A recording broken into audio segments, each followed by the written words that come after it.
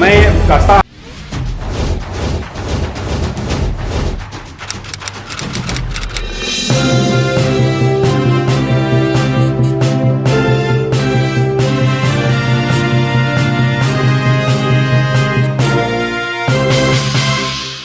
मनोज जी, आप किस मुद्दे को लेकर के चुनाव मैदान में उतर रहे हैं और काशी की जनता से क्या कहना चाहेंगे? देखिए, रही बात चुनाव में मुद्दे की, तो माननीय प्रधानमंत्री जी ने जिस स्तर से विकास कार्य किया उसे देखकर ये स्पष्ट हो गया है कि अब मुद्दा विपक्षियों को ढूंढना है कि वो किस मुद्दे पर चुनाव लड़ने जा रहे हैं। भारतीय जनता पार्टी का मुद्दा एकदम स्पष्ट है। हमारा मुद्दा एक ही मात्र मुद्दा है, विकास, विकास और विकास। इसके साथ ही हम राम राज्य की कल्पना के साथ अपने बनारस में और संपूर्ण भारत में विकास कार्य को आगे ले जा रहे हैं और लेकर जाते रहेंगे। जो लोग पहले चुनाव में मुद्दे उठाते थे, जातिगत मुद्दा होता था, आरक्षण का मुद्दा होता था, तमाम तरह की मुद्दा होती थी, विकास की बात होती ही नहीं थी। लेकिन भारतीय जनता पार्टी ने सारे विपक्षियों को एक राह दिखा दिया कि चुनाव अलग अलग मुद्दों को उठाकर जनता को गुमराह करके नहीं किया जा सकता। चुनाव में जीतने के लिए जनता का विश्वास जीतना होता है। माननीय प्रधानमंत्री जी ने अपना सबका साथ, सबका विकास और सबका विश्वास हासिल करके ना सिर्फ उत्तर प्रदेश में सरकार बनाया है, बल्कि पूरे देश में भारतीय जनता पार्टी का परचम लहराया है और वह सिलसिला अनवरत जारी है। उत्तर प्रदेश का चुनाव हम सबके बीच बहुत करीब है। हम सब फिर एक बार कमल खिलाने जा रहे हैं। तय भाजपा के साथ 300 पार सीट हम पाकर एक बार प्रचंड बहुमत के साथ उत्तर प्रदेश में सरकार बनाने जा रहे हैं। रही बात बनारस की, तो बनारस की जनता को मैं स्पष्ट कहना चाहूँगा और ये आश्वस्त करना चाहूँगा कि माननीय प्रधानमंत्री जी के नेतृत्व में जिस स्तर से बनारस का विकास शुरू हुआ और बनारस आज जिस हिसाब से विकास की धारा में अपने आप को आगे ले गया, यह एक अनुकरणीय और अकल्पनीय विकास हुआ है। यहाँ पे लोग तंग गलियों को देखकर, पहले की जितनी भी सरकारें थी, आपको सब पता है, आप लोग पत्रकार हैं, आप लोगों ने देखा होगा कि तंग गलियों को देखकर यहाँ की भौगोलिक संरचना का हवाला देके लोग कहते थे कि बनारस तो गलियों का शहर है, यहाँ पर विकास कैसे हो सकता है। बनारस की संरचना को देखते हुए यहाँ पे विकास किया ही नहीं जा सकता है, यहाँ तो गलियाँ हैं। यहाँ मतलब जैसे जिस हाल में बनारस था, गंदगी से बजबजाता था, यहाँ पर रोड, सड़क, लाइट, बिजली आप कुछ सालों पहले उठाकर देख लीजिए, जब यहाँ भारतीय जनता पार्टी की सरकार नहीं थी, न चौराहा पे लाइट का कोई व्यवस्था था। एक एक लाइट के लिए रात में अंधेरे में पूरी सड़कें डूबी रहती थी। सड़क पर जो है कि खड़ंजे उखड़े होते थे, सड़क की मरम्मत तक नहीं होती थी। आज पूरा बनारस जगमगा रहा है। पहले आप देखते थे कि लाइट की यहाँ पे इतनी किल्लत थी कि हर घंटे लाइट कब चली जाए, लोग ये अपना काम उसके पहले समेट के करने में वो लगे हुए थे। तो आज वाराणसी में जिस तरह से सर्वांगीण विकास की धारा माननीय प्रधानमंत्री जी के नेतृत्व में हुआ है, ये हमें लगता है कि पूरे देश के लिए एक उदाहरण माननीय प्रधानमंत्री जी ने दिया है कि कोई भी जनप्रतिनिधि यदि गंभीर हो जाए तो उसके विकास के कार्य उसके शहर में, उसके क्षेत्र में ऐसे दिखेंगे कि उसको बताने की जरूरत नहीं है। एक पार्टी है, वो कहती थी काम बोलता है। काम बोलता है के नारे पर लोगों को गुमराह करते थे और 5 साल उनका काम बोलता बोलता रह गया, काम दिखा नहीं। भारतीय जनता पार्टी की सरकार ने यह दिखा दिया कि काम बोलता नहीं है, काम तो दिखता है, काम हमें बताने की जरूरत नहीं है। काम काशी की जनता बता रही है कि बनारस में किस स्तर से विकास हुआ है। बनारस से धार्मिक महत्ता के साथ साथ, धार्मिक महत्ता की बात करें तो आज विश्वनाथ का कॉरिडोर की कल्पना क्या आप लोग को लगता है कभी हो सकता था? कोई किया था? तंग गलियों में बाबा विश्वनाथ की नगरी में जब लोग श्रद्धालु आते थे, आम दिनों की बात तो में भी इतनी भीड़ हो जाती थी कि लोग 100 से ज़्यादा लोग दर्शन नहीं कर पाते थे। आज वहाँ पे 50,000 से ज़्यादा लोग इकट्ठा होकर दर्शन कर सकते हैं। बहुत सुगम व्यवस्था। और वहाँ पर जो लोग आते थे, हम लोग जब बाहर जाते थे पहले ये देखने को मिलता था कि बहुत दिल्ली में अक्षरधाम मंदिर बहुत अच्छा है, स्वर्ण मंदिर बहुत अच्छा है, हम लोग दूसरे जगहों की तारीफ करते थे, लेकिन बनारस की जब बात आती थी हम लोग लाचार हो जाते थे और कहते थे कि यहाँ तो तंग गलियाँ हैं, कोई सरकार विकास नहीं कर पाया। तो माननीय प्रधानमंत्री जी बनारस में सिर्फ 7 सालों में 1-2 बार नहीं 27 बार, अब तो सब मिला के उनका 30 बार आगमन हो गया। 30 बार आगमन में उन्होंने सिर्फ बनारस में भाषण देने के लिए नहीं, बनारस में अपने आप को स्थापित करने के लिए नहीं, बल्कि काशी की जनता के दिल में विराजमान होने के लिए, काशी की जनता के विश्वास को हासिल करने के लिए वो जब आए, यहाँ पर विकास की धारा बही। यहाँ पे जो विकास हुए हैं, घाट से लेकर, सड़कों से लेकर, लाइट, स्ट्रीट लाइट, गंगा किनारे जो सजावट है, सारनाथ हो या रुद्राज सेंटर हो, ऐसे कितने कार्य हैं जिसको बता पाना शायद मुझे लगता है कि ये पूरा इंटरव्यू खत्म हो जाए। तो बनारस में विकास की जो धारा बही है, मैं इन्हीं मुद्दों को लेकर यदि भारतीय जनता पार्टी मुझे टिकट देती है और यह सौभाग्य मुझे मिलता है, तो मुझे ये सौभाग्य अगर मिलता है तो बाबा विश्वनाथ की कृपा से मैं माननीय प्रधानमंत्री जी के विकास कार्य को ही मुद्दा बनाकर उनके साथ कदम से कदम मिलाकर बनारस के विकास में अपना संपूर्ण योगदान दूंगा। और मैं ये भी कहना चाहूँगा कि बनारस विकास की नगरी होने के साथ साथ अब न्याय की नगरी के रूप में भी स्थापित होगी, ऐसा मेरा प्रयास है।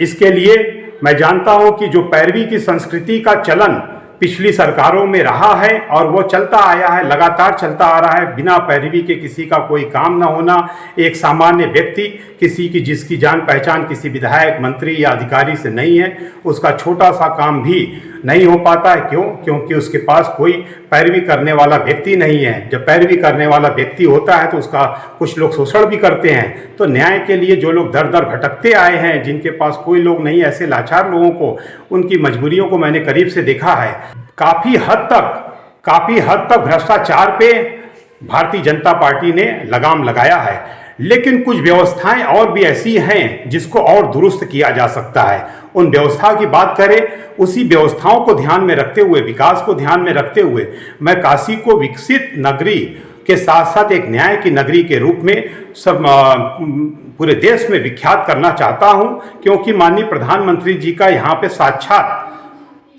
वो यहाँ पे एक तरह से देखा जाए तो बनारस के वो गार्जियन बन गए हैं। वो यहाँ के सांसद ही नहीं, बनारस के गार्जियन हैं। और गार्जियन की दृष्टि से अगर अपने काशी पे है तो वो निश्चित तौर पे भ्रष्टाचार पे लगाम लगाने के लिए, काशी को न्याय की नगरी के रूप में स्थापित करने के लिए मैं उनके मार्गदर्शन में बहुत ऐसे कार्य हैं जो हमें करने हैं और उस पर मैंने बहुत विचार भी किया है, क्योंकि बनारस को मैं पिछले 25 सालों से मैं बहुत करीब से देख रहा हूँ। मैं यहीं पे मेरा जन्म हुआ है, मेरा कार्य क्षेत्र भी अधिकांश वाराणसी में ही रहा है। 25 सालों में मैंने देखा है कि किस तरह से यहाँ पे बनारस की उपेक्षा हुई है। बनारस को उपेक्षा से निकालने का काम तो माननीय प्रधानमंत्री जी ने कर दिया। अब बाकी है कि जो विकास के कार्य है, बनारस के कोने कोने में पहुँचाना, हर गली में माननीय प्रधानमंत्री जी के सपनों का बनारस स्थापित करना, उसका निर्माण करना, उसमें हमारी भूमिका होगी कि बनारस का हर क्षेत्र, हर गली कैसे विकास मॉडल के बनकर पूरे देश में एक उदाहरण पेश करे। न्याय की नगरी के रूप में बनारस अपनी कैसे पहचान बनाए, ऐसी व्यवस्थाओं को लेकर मैं आगे आने वाला हूं। और अगर ये सौभाग्य मिला तो ये सब कुछ तो बाबा विश्वनाथ के इच्छा के बगैर कुछ भी नहीं होता है। अगर बाबा विश्वनाथ की इच्छा हुई तो ये सारी जो योजनाएं हैं जो मैंने सोचा है बनारस के लिए, मैं उसको लेकर आऊँगा। आप ये देखिए कि जब पर्यटन की दृष्टि से धार्मिक महत्ता, विकास, बनारस के विकास को देखने के लिए पूरे देश भर के मुख्यमंत्री, राज्यपाल, मेयर, मतलब बड़े बड़े लोग बनारस में ऐसे आ गए कि बनारस में आखिर प्रधानमंत्री जी ने क्या विकास किया है, उसको देखने के लिए इतनी मतलब पूरी हस्तियां एक तरह से कुछ महीनों के लिए, कुछ दिनों के लिए बनारस संपूर्ण भारत में परिवर्तित हो गया था। पूरे बनारस के विकास को देखने के लिए जो लोग आए, ऐसा विकास पूरे देश में हो और यहाँ पे एक ऐसी न्याय प्रणाली बनेगी और ऐसी व्यवस्था बनेगी कि सभी सरकारी विभागों में सबकी जवाबदेही तय की जाएगी। ऐसी जवाबदेही कि जो जनता के हित में हो और जनता का काम बिना किसी पैरवी के, बिना समय गवाए, समय से उनको न्याय मिले, ऐसी व्यवस्था को लेकर राम राज की कल्पना भी कर रहे हैं। बिल्कुल, राम राज की कल्पना के पीछे एक ही मकसद है, विकास अगर हो गया तो सबको खुशहाली मिलेगी। सबको अगर न्याय मिल गया तो सब खुश है। एक सामान्य व्यक्ति को दो ही चीज़ों से मतलब है, उसकी रोजी रोटी अच्छे से चल सके, उसको न्याय मिल सके, बनारस में उसको विकास उसके घर तक पहुंच सके, उसके क्षेत्र में पहुंच सके। यही रामराज की परिकल्पना है। इसी परिकल्पना को लेकर माननीय प्रधानमंत्री जी लगातार काम कर रहे हैं। बनारस में 7 सालों में उन्होंने बहुत कुछ किया है और आगे बहुत सारी ऐसी योजनाएं हैं जो बनारस की कायाकल्प करने के लिए पर्याप्त होगी। और मैं उस कल्पनाओं को लेकर, उन योजनाओं को लेकर माननीय प्रधानमंत्री जी के साथ कंधे से कंधा मिलाकर, कदम से कदम मिलाकर आगे बढ़ूंगा। आज जो काशी विश्वनाथ धाम जिस समय बनकर यहाँ तैयार हुआ, उद्घाटन के पहले बनारस के सारे होटल, सारे राज सभी फुल हो चुके थे। यहाँ के प्रशासन को कहना पड़ा कि भाई आप लोग नहीं आ पाइए, बहुत भीड़ हो गई है, यहाँ पे स्थान नहीं है रहने के लिए।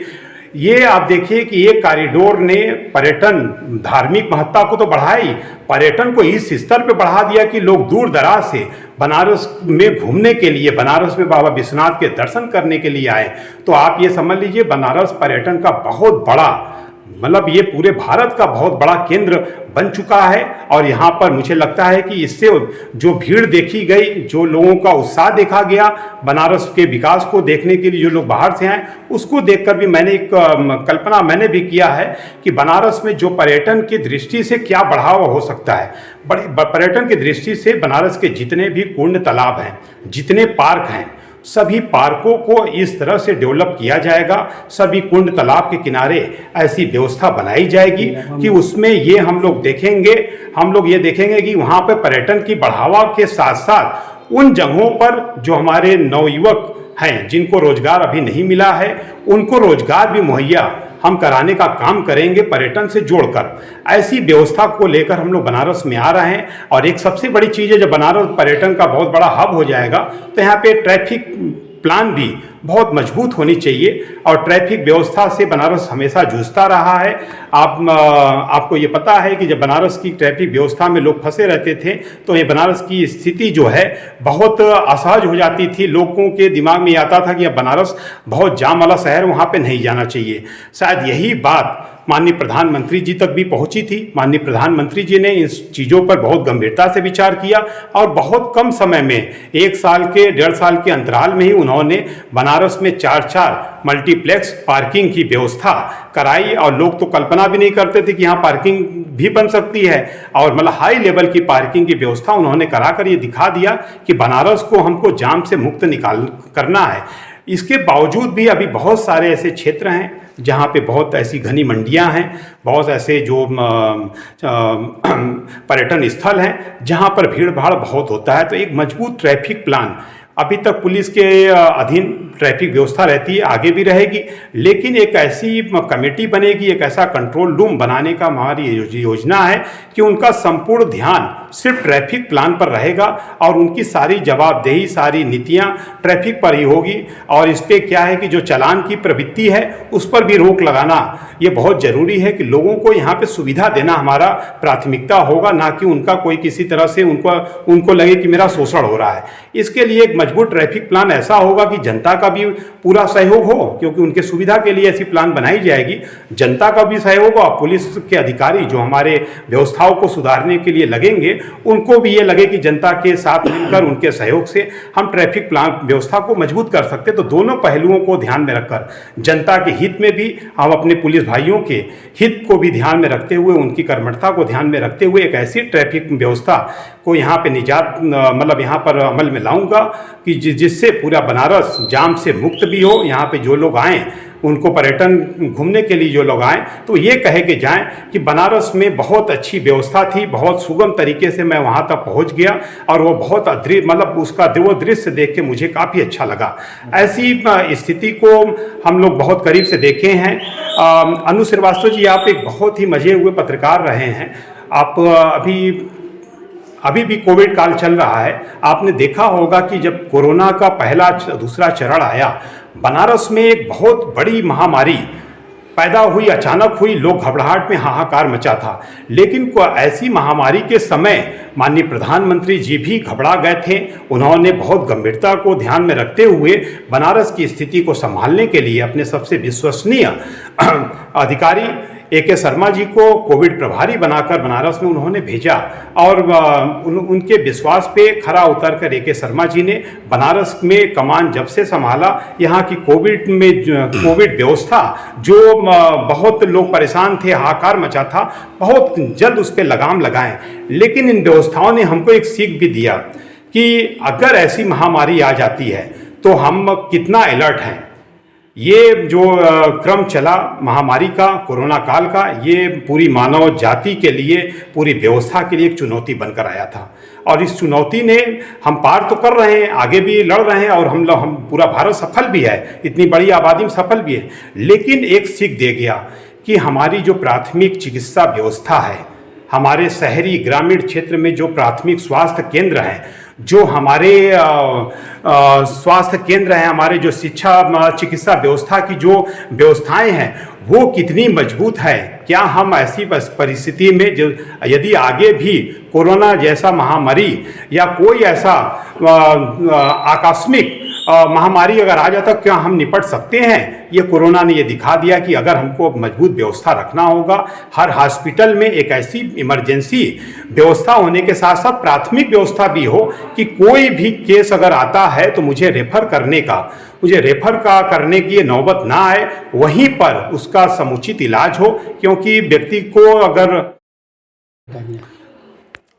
को अगर सही समय पे इलाज न हो तो उसको बहुत बड़ा नुकसान होता है, उस पर परिवार को बहुत बड़ी क्षति होती है। तो सभी स्वास्थ्य केंद्रों को सुदृढ़, आधुनिक और मजबूत बनाकर वहाँ पे ट्रेंड डॉक्टरों की नियुक्ति और उनकी जवाबदेही भी ये तय कि भाई किसी की जान बचाना है तो हमको एक मानव सेवा के तौर पे आप एक डॉक्टर हैं, महान कार्य कर रहे हैं, तो उसमें आपकी अग्रणी भूमिका होनी चाहिए। हम अपनी व्यवस्था के साथ साथ ऐसे ट्रेंड डॉक्टरों की वहाँ पे नियुक्ति कराने के लिए भी सोचेंगे और ये जरूरी भी है।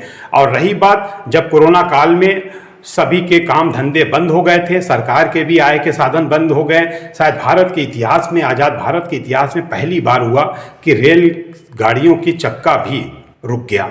ये कभी नहीं ऐसा हुआ था, लेकिन इस महामारी ने अपना विकराल रूप दिखाकर सब कुछ रोक दिया था। और जब ऐसा रुका तो एक रिक्शा चलाने वाले के आय के साधन भी बंद हुए और टाली चलाने वाले के आय के साधन, बड़े उद्योगपति के भी आय के साधन, उसके साथ साथ सरकार के भी आय के साधन बंद हो गए।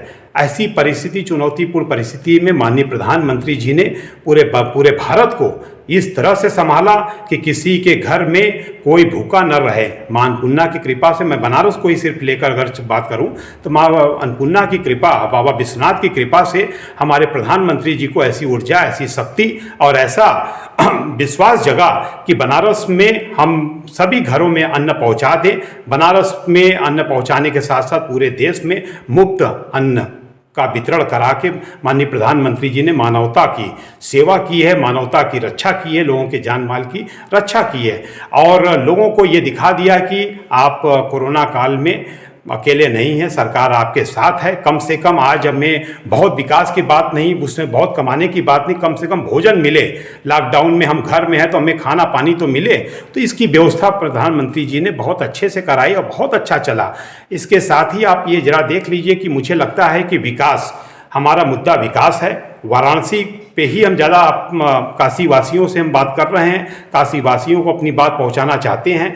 तो बनारस में हमने एक चीज़ और देखा, बहुत गंभीर विषय है कि विकास को अगर हम देखें तो विकास शिक्षा से जुड़ा हुआ है। विकास जहाँ पे लोग शिक्षित हैं वहाँ विकास ज़्यादा है, जहाँ अशिक्षित है वहाँ पे विकास का जो प्रतिशत है बहुत कम है, क्योंकि लोग जागरूक नहीं होते हैं। जागरूकता के लिए, विकास के लिए हमें शिक्षा व्यवस्था मजबूत करना होगा।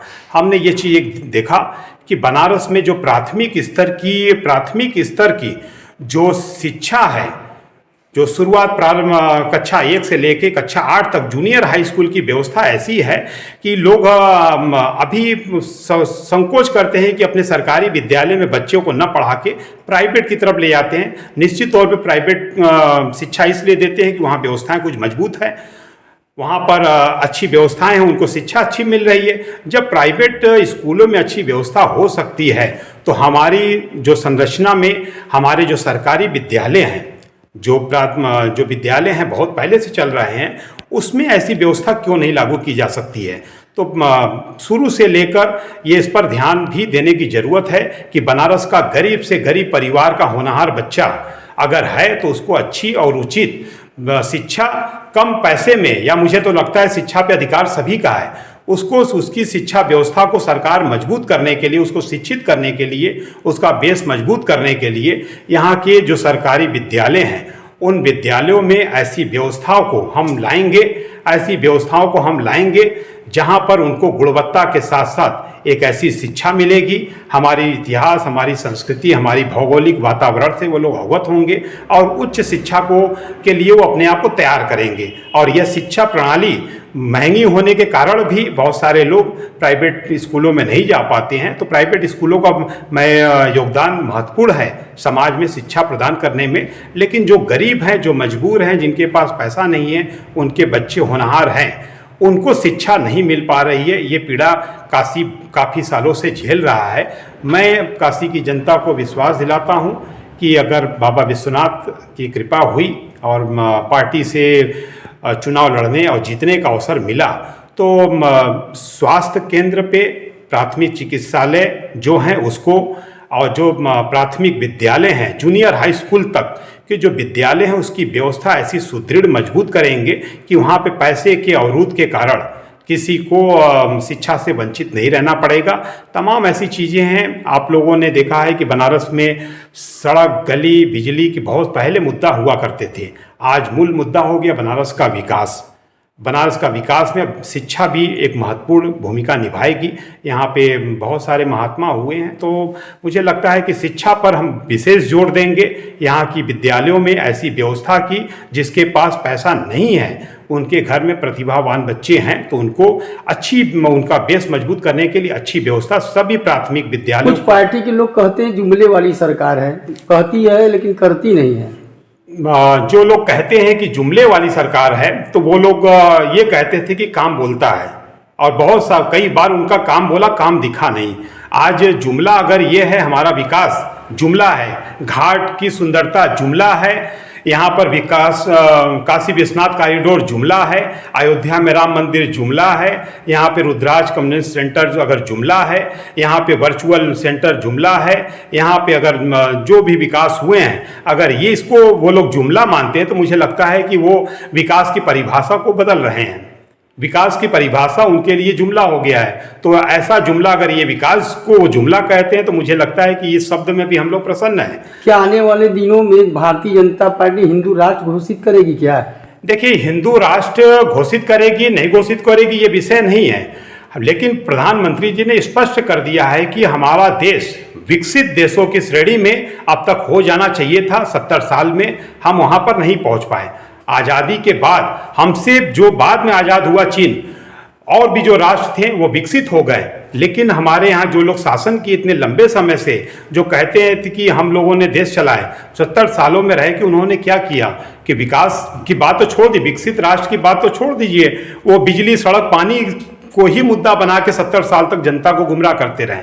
तो भारत में प्रधानमंत्री श्री नरेंद्र मोदी जी के नेतृत्व में विकास हमारा प्रमुख और मुख्य ही मुद्दा है। उसके साथ ये जरूर है कि भारत में राम राज की परिकल्पना हमारी भारतीय जनता पार्टी करती है। राम राज की परिकल्पना में ये भी मैं स्पष्ट कर दूं कि राम राज की परिकल्पना में यही है कि सबको विकास मिले, हर क्षेत्र में विकास हो, सबको न्याय हो। कि आपको लगता है, आपने ये देखा होगा जो अनाज बढ़ते हैं, आप तो बहुत क्षेत्रों में जाते हैं, अनाज जो बढ़ते हैं वहाँ पे क्या किसी धर्म विशेष के लिए वो अनाज बांटे गए हैं, या यहाँ पे जो प्रधानमंत्री आवास की योजना लाई गई क्या किसी धर्म विशेष के लिए किया गया है? क्या यहाँ पे आयुष्मान कार्ड जो 5 लाख की कार्ड, श्रमिक योजना कार्ड, बहुत सारी ऐसी योजनाएं, वहाँ पर आप जाकर तो देखिए, वहाँ पे हमारा धर्मनिरपेक्षता दिखता है। हर धर्म के लोग, गरीब भी जाते हैं, जिनको ज़रूरत है वो जाते हैं, वहाँ पे बिना भेदभाव के उनको वो सारी सुविधाएं दी जाती हैं।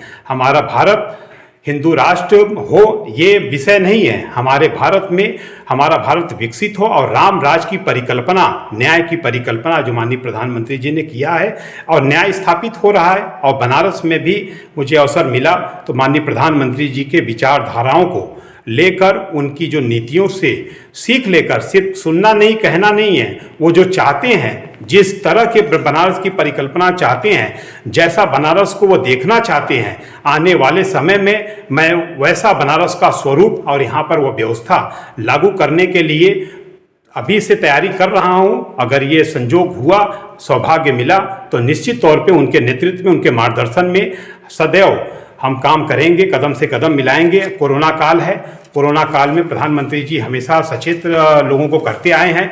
सचेत करते करते उन्होंने ये भी कहा है कि राजनीति भी होनी चाहिए, हमारा प्रचार भी होना चाहिए, लेकिन पब्लिक का जान माल की भी रक्षा हमें करना है।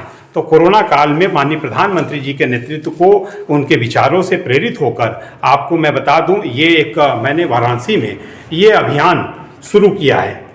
ये अभियान राजनीतिक दृष्टि से भी ठीक है, अच्छा है, क्योंकि सोशल मीडिया के माध्यम से हमें अपनी बात कहनी है। राजनीतिक दृष्टि से भी अच्छा है, लेकिन कोविड काल में ये जो है अभियान जो है, मोदी मास्क और मतदान राष्ट्र हित में है वरदान। तो मोदी आज राष्ट्र हित में, मोदी जी का नेतृत्व बहुत जरूरी है। मास्क इसलिए जरूरी है कि कोरोना काल में ये चुनाव होने जा रहा है। कोरोना काल में बिना मास्क के हम ना बाहर निकले, ना किसी जगह बैठक करें, कहीं भी जाएं तो मास्क जरूर लगाएं। और मतदान हमारे लोकतंत्र को मजबूत करने के लिए हम सबको किसी भी विचारधारा के हों, लेकिन वोट देने जरूर जाना चाहिए। 100% मतदान हो। तो इसलिए वाराणसी में मैंने मोदी मास्क और मतदान राष्ट्र हित में है वरदान, घर घर ये अभियान का शुभारंभ कर दिया है। लोगों के घरों में ये पंपलेट के माध्यम से, इस पंपलेट में हम लोग एक मास्क लगाकर हर घर में ये दे रहे हैं। और अभी जनसंपर्क मैंने जो शुरू किया है, आपको ये बता दें कि जो आचार संहिता लगाया गया है, चुनाव आयोग का जो गाइडलाइन है, उसका अक्षरशः पालन किया जा रहा है। 5 लोगों की टोली इस पंपलेट को लेकर, मास्क अपने साथ लेकर वहाँ पे घरों में जा रही है, लोगों को जागरूक कर रही है कि भाई आप मास्क और जरूर लगाएं और मतदान जरूर करें, क्योंकि 100% अगर जिस दिन हमारा मत पड़ने का प्रतिशत मजबूत होगा, 100 के करीब हो जाएगा या 70-80 भी हो गया, तो हमारा एक मजबूत लोकतंत्र बनेगा। ये हमारा मतदान के लिए भी जोर है, मास्क के लिए भी जोर है। और चूंकि मैं भारतीय जनता पार्टी का सच्चा सिपाही हूँ और मैं भारतीय जनता पार्टी के लिए जनता के बीच में जा रहा हूँ, तो मैं तो ये भी कह रहा हूँ कि आज भारत के लिए, वो बनारस के लिए मोदी भी जरूरी है। यह राष्ट्र हित में ये तीनों जरूरी है। मोदी मास्क और मतदान राष्ट्र हित में है वरदान।